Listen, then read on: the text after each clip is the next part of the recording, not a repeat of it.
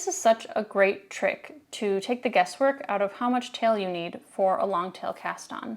So start out with 2 skeins of the same yarn, and they can be the same color. I'm going to do a different color just so you can see. It does look a little fun too, using 2 different colors.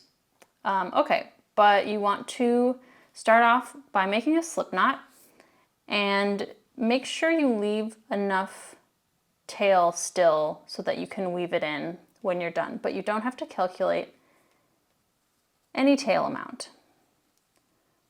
Okay, and now we put our needle in and tighten up.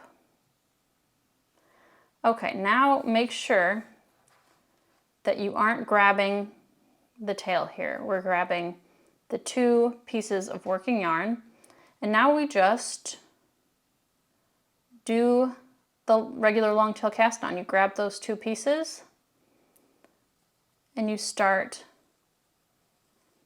your cast on. Now I don't want you to skip ahead just yet because we have to do something with that slip knot that we made.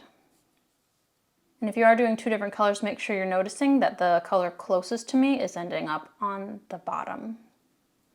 There are a couple downsides to this technique. If you only have 1 ball of yarn, then you can't use it, although some skeins are designed so you can pull from the middle and from the side, so you could do that.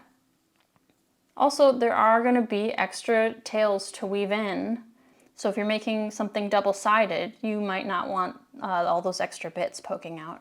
So like I said, we have to get rid of this slip knot, so make sure that you cast on 1 extra stitch in order to cover that loss. If you're working with the DPN, you can just push it right off the end.